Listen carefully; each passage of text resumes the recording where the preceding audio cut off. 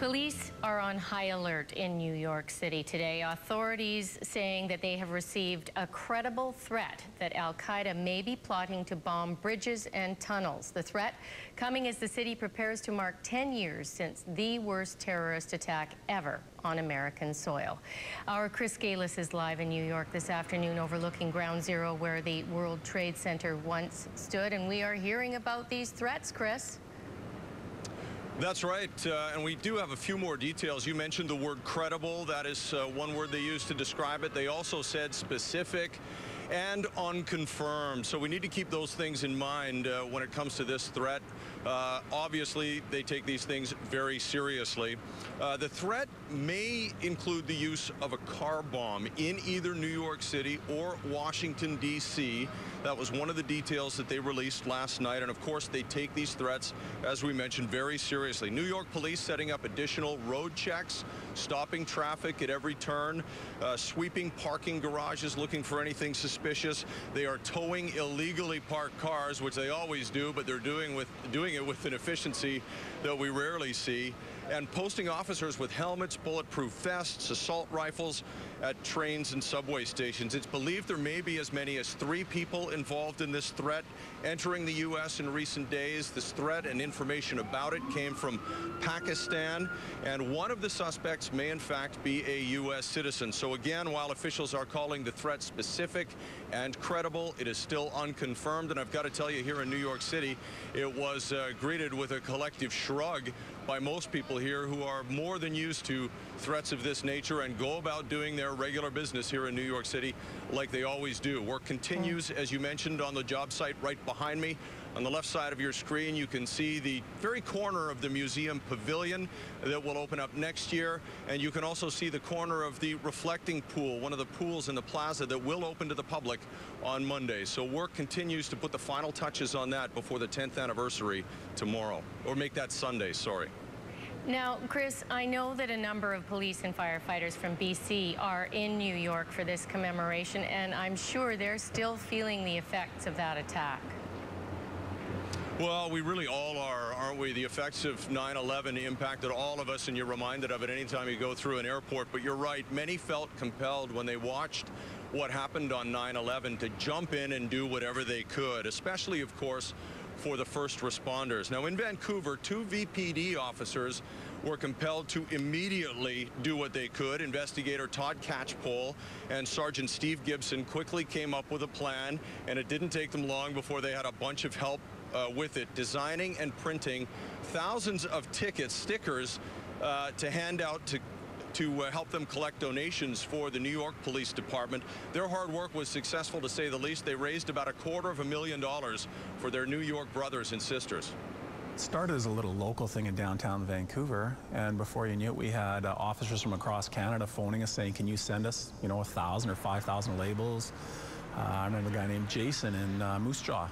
And he said, hey, can you do this? And he sent us $3,500, and Shinderkirk and Abbotsford started it, and it really blossomed. So it really showed that people all over really wanted something to do. They wanted, someone to reach out to and just to do their little part. We got down there and they treated us like we were something special. And we were going down there just to show them that they were the special ones. They were the ones who in need of help. These guys they stood in awe that Vancouver, out of everyone throughout the United States and all the major cities in the United States, Vancouver came to the forefront out of everybody for just really stepping up and really making a difference. And Todd Catchpole also responsible for a number of memorials in Victoria and Vancouver for local police officers who died in the line of duty. And he's really kind of made it his hobby to make sure that those who die in the line of duty get the recognition that they deserve. Deb? Absolutely. And I'm just wondering what happens next. We know that security is already tight across the city. Yeah, and there's going to be another level of security kicking in tomorrow just prior to midnight as well. Of course, there are some very high-powered dignitaries that will be here at the 9/11 10th anniversary ceremony on Sunday, including President Barack Obama, past President George W. Bush. Mayor Bloomberg will be here, past Mayor Rudy Giuliani. the police commissioner, Ray Kelly. So with all of those people here, another level of security kicks in. The gridlock will continue with traffic stoppages right around this area that will continue from 11 p.m. Saturday night until 4 o'clock Sunday afternoon. Many streets around the area will be closed. The hotel we're staying in will be issuing wristbands and will not allow anybody who is not a registered guest in. Many other hotels in the area will. And any bags or backpacks, if any of our viewers are planning to be here, will be checked on demand by police. So that's what's coming up throughout the weekend. Deb, back to you. Tonight on the News Hour. A rolling earthquake shakes homes and buildings from Vancouver Island to the BC interior. Aftershocks still to come. Still no sign of the missing boy from Sparwood or the suspect who may have abducted him. The suspect's mother makes an appeal. And as the ceremonies begin to mark the 10th anniversary of 9/11, America responds to a new terror threat. Live from Global British Columbia, the News Hour with Chris Gailus. Good evening, and thank you for joining us for a special edition of the News Hour live in New York City, where they are preparing for the 10th anniversary of the terror attacks of 9/11. But it's back in BC, where two major developing stories are happening tonight. And we've got Deb Hope back in our studios with more, including a major earthquake that struck on Vancouver Island. Deb, this wasn't the big one, but it was big enough to cause some people some nervousness. Thank you, Deb. Yes, that credible and specific threat has been unconfirmed, but still, as you mentioned, a heightened state of alert here in New York City. Just a couple of blocks from our hotel, they stopped all of the buses, and you got to remember that a lot of commuters were trying to get home. Thousands of people were delayed as they checked under the buses with mirrors for anything suspicious. And that's not the only thing they've done. They've brought in more police officers. They've extended their shifts from 8 to 12 hours. They've set up even more vehicle checkpoints and looking for anything suspicious as well in parking garages, doing regular sweeps there, and deployed more officers to the streets and to subways. It's believed, based on this threat, that a handful of people, maybe only 3, may have entered the U.S. in recent days as part of the suspected plot, which officials say originated in Pakistan. One of the suspects, they believe, may be a U.S. citizen. They've got all of the capacity of Homeland Security working on this, trying to figure out whether this is, in fact, a real threat or if it's just something that is specific that came out of some of the intelligence they got once they found al-Qaeda leader Osama bin Laden. So it's still unconfirmed, but again, lots of changes to the security threat level here. And it's not just in New York, of course, where the security level has changed. Take a look in any airport or at any border crossing around the world, and you'll see what has happened and how we've been impacted since 9/11 10 years ago. And as Jeff Hastings tells us in his report tonight, it's the security that you don't see that's making the biggest difference. At a glance, the International Departures Terminal at Vancouver Airport is more or less the same place it was a decade ago. We just hope that, we find them before they do something bad. And despite the new threat here in New York City, this may be the safest city in all the world to be, because there are hundreds of police officers from all around the globe here, including 200 from Canada, who have come to town to pay their respects and show solidarity with their New York brothers and sisters.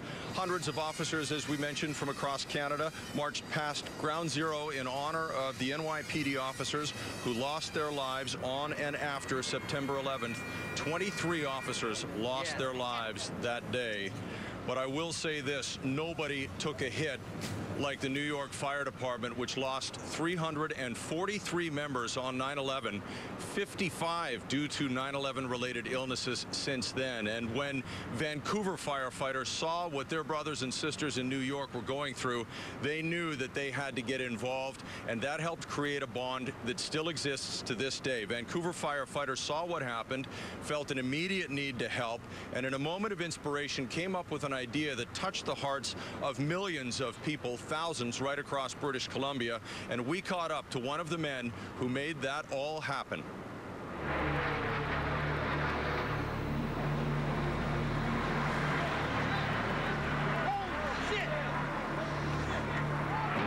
I got a phone call and I was just getting the day started, like so many people were.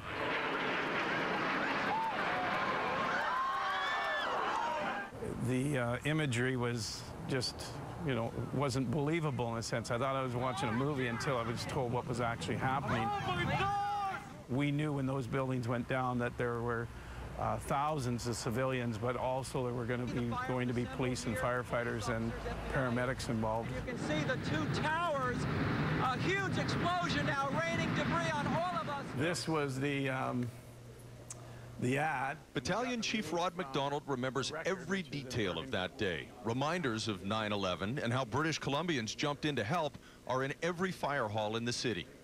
We asked everyone to give generously that day, 1 month after the event. Are you guys protecting New York firefighters? Hundreds of firefighters hit the street to raise money for the International Association of Firefighters Relief Fund.